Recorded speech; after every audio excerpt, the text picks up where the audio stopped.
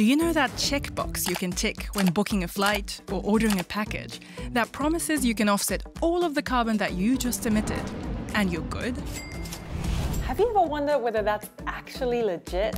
And we're not the only ones who can apparently buy our way out. Some of the world's largest companies are relying heavily on carbon offsets to reach their ambitious climate pledges. Apple is going carbon neutral. Carbon neutral. That's why, at Shell, our ambition is to be a net zero emissions energy business by 2050. Yep, even fossil fuel companies are vowing to emit net zero carbon soon, in large part thanks to carbon offsets. How the hell is that supposed to work? And are carbon offsets in general to be trusted? And why am I stuck in the mud in the middle of nowhere to answer that? Hi, I'm Kyodora, and you're seeing Climate Action in action. So cheesy!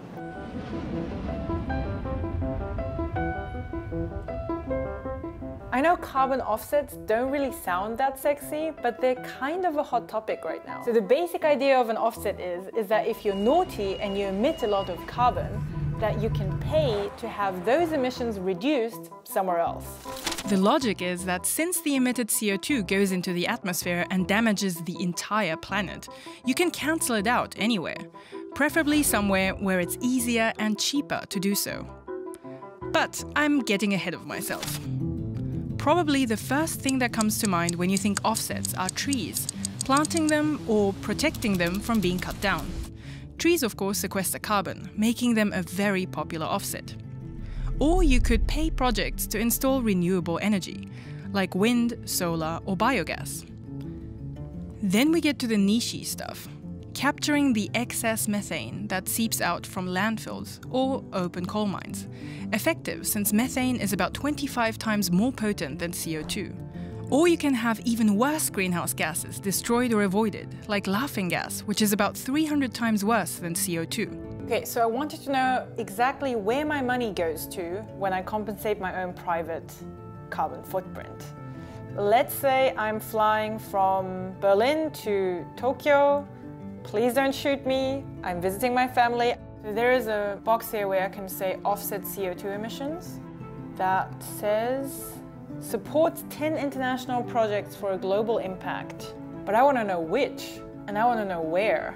Majority of the projects are in the global south, but there are a few in Europe.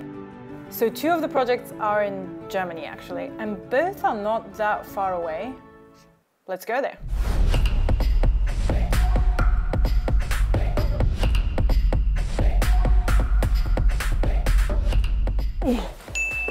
So, hallo, ich bin Kio. Ja, Karen, herzlich willkommen im Königsmoor. Karen Markgraf sells carbon offsets for a non-profit in Germany's northernmost state. Also meine Frage ist quasi, was passiert mit meinem Geld? Es soll ja CO2 einsparen, aber wie funktioniert das hier? Diese ganzen Flächen wurden alle mal trockengelegt über Drainagen und damit man hier Landwirtschaft betreiben konnte in einem Moor, was trockengelegt wird. Das wird regelrecht zu einer CO2-Schleuder, sagt man auch. That's because the organic matter in wetlands, called peat, stores a lot of carbon over oftentimes thousands of years. But when the peatland gets drained and dries out, the carbon comes in contact with the oxygen on the surface and emits CO2. A mind-boggling amount of it, actually. About 5% of all man-made greenhouse gas emissions come from damaged peatlands. That's more than twice the greenhouse gases emitted by aviation globally. To reverse that, this project is aiming to re-wet this landscape. Also es wird unten die Torfschicht abgezogen, die Oberfläche, und daraus werden jetzt die Dämme gebaut, damit dann nachher auf dieser Fläche auch das Regenwasser wieder gehalten wird. Also da wird quasi so ein Pool gebaut. Wie eine Wanne, wie ein Pool muss man sich das vorstellen.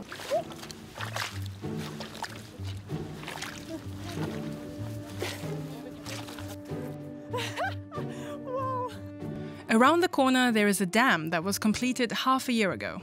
Wir stehen jetzt auch auf einem der Dämme. Dadurch, dass wir hier wieder den Wasserstand anheben können, das Regenwasser wird ja hier gehalten durch die Dämme, die wir bauen, kann nicht mehr der Kohlenstoff entweichen. Und wenn dieses Moor wieder intakt ist, sich die Vegetation wieder bildet und nachher auch die Torfmoose, wird noch zusätzlich auch CO2 aus der Atmosphäre gezogen. Und es gibt so eine Faustregel, wo es heißt, pro Hektar Moor sind es ungefähr 10 Tonnen pro Jahr. To put that into perspective, a flight back and forth from Germany to Japan alone emits about 3 tons of CO2. Das heißt, man braucht richtig viel Moor, um das auszugleichen. Ja. And this is what the water basin turns into after a few years. Und die Natur holt sich jetzt immer mehr hier ihren Raum zurück auch. These moor offsets are voluntary offsets, meaning that anybody can buy them voluntarily if, for example, they want to reduce their flight shame like I do. And companies can also buy them to offset their millions of tons of emissions. But they're also mandatory offsets. Mandatory offsets are offsets that companies have to buy to stay under the maximum amount of carbon that they're allowed to emit per year. This mechanism was set in place by the Kyoto Protocol and updated in the Paris Agreement. The mandatory market used to make up the lion's share of offsets, but that's changing rapidly. You can imagine why when we rewind to those carbon neutrality promises. Last time I checked, you can't produce cars or deliver goods or pump oil out of the ground without emitting CO2. So to get to net zero, you need some of that sweet bookkeeping magic. The voluntary market has been growing rapidly in the past years, and 2021 is likely to set a new record. Renewable energy as well as forestry and land use projects are currently by far the most popular offsets. There's just one small problem. Many of the carbon offsets just don't offset carbon. Whoops! There's a lot of dirty tricks happening in carbon offsetting where 1 ton of carbon ends up becoming half ton of carbon and in many cases even 0 tons of carbon. That's Yeb Sanyo, head of Greenpeace Southeast Asia. Offsetting has a very long and well-documented history of problems with the validity of carbon offsetting projects. A landmark 2016 study found out that 85% of the mandatory carbon offsets the Kyoto Protocol had put in place were not decreasing CO2 in the atmosphere. 85%.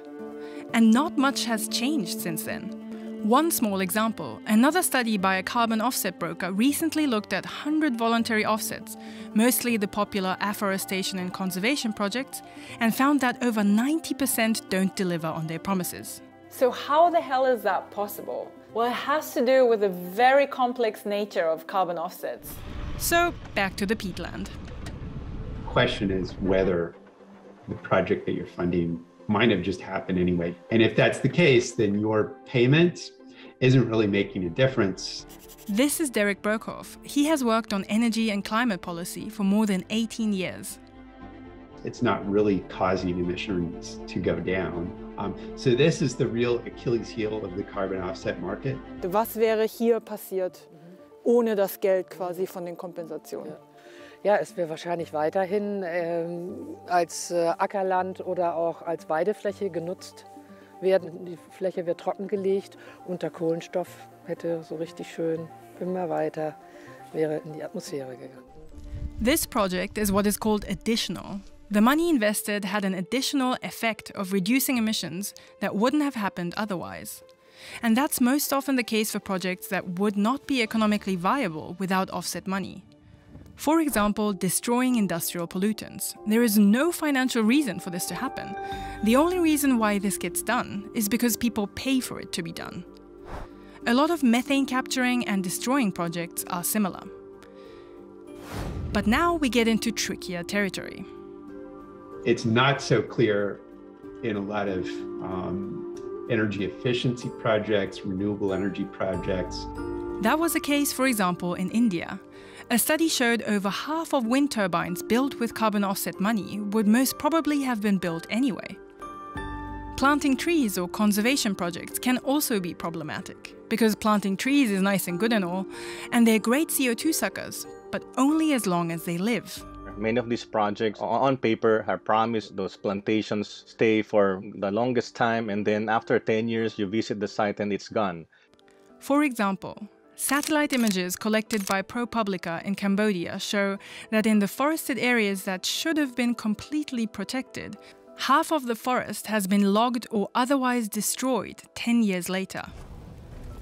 Forest fires are another big risk, because burnt trees aren't going to sequester carbon anytime soon. Afforestation and reforestation are seen as so problematic that the EU does not allow them as mandatory offsets. So, as popular as they are not the safest bet.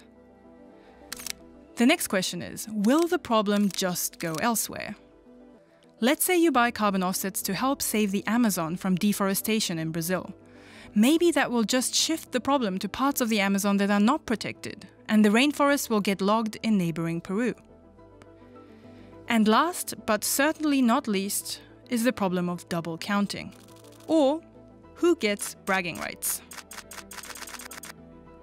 In the case of this more, it's quite simple. A German airline emits CO2 by flying its planes and reduces that CO2 by re-wetting this more. Germany overall gets to reduce its emissions. But what if the same German airline reduces its emissions by planting trees in Nicaragua? Which, yes, it also does. Who gets to claim the reduction in emissions? This may sound like a technicality, but it's one of the major problems carbon offsets are facing. No two countries or no two actors should be counting the same emission reduction towards their emission reduction goals. Unless double counting is avoided, my purchase of the carbon credit makes no difference to global emissions. So Nicaragua, in this case, would have to allow the foreign German company to count these offsets as their own for collective emission reductions to work. While the mandatory market has set rules to ensure this, the voluntary market does not have any. And that ties into a bigger problem. Imagine you are a multi-billion-dollar company wanting to offset your millions of tons of CO2. It's very tempting to offset your massive carbon footprint in the easiest, cheapest way, right? Which in a lot of cases means less regulated, easily implemented projects, often in the global south, where restrictions are not so rigorous and prices are low. Not to mention, many offsetting programs have a history of disrespecting land rights of indigenous and local communities. It's really hard for a normal consumer to tell whether a project is legit or not. I mean, I traveled all the way here, this checks out, but you can't do that for every single project. One indicator, though, can be price. Wie viel kostet es, eine Tonne CO2 hier zu kompensieren? Eine Tonne CO2 steht für 1 More Futures und kostet 64 €. That's quite steep. Some carbon offset platforms offset a ton for 23 euros, or even $11, about 10 euros. When single carbon offset schemes are way below that price, that's not a good sign. Any activity that was going to happen anyway can generate emission reductions for essentially zero marginal cost. So I would be weary of a large number of project credits that are inexpensive. Okay, quick recap. Many projects don't offset carbon, and some carbon offsets may also just help big corporations to greenwash. But, and the IPCC calculations show that, it will be extremely hard to reach our climate targets without some form of offsets. So what should we do? There has to be an oversight function, a system, an institution that could truly guard against cheating and misrepresentation in the way carbon offset projects are being run. There are international certifications that are supposed to guarantee the quality, like the gold standard as well as the verified carbon standard. But even they are not always watertight, and certifications are voluntary. Then there also needs to be a change in the type of projects we focus on. A lot of the market to date has been oriented around cheaper mitigation, and I think we need to flip that around. Focus on where the investment is needed to bring about transformational change. But first and foremost, man sollte natürlich am Anfang immer sehen, wo kann ich einsparen, was kann ich machen. Das sollte immer der erste Weg sein. Many companies do clearly state that in their net zero strategies, but it's often unclear how many tons of emissions are getting reduced and which get offset. The major polluting companies are trying to find a way out of taking real action to tackle the climate emergency. The world can't offset its way out of climate change. We all need to be reducing emissions and doing so rapidly. So after all of this information, would you buy a carbon offset now? Please let us know in the comments and also subscribe.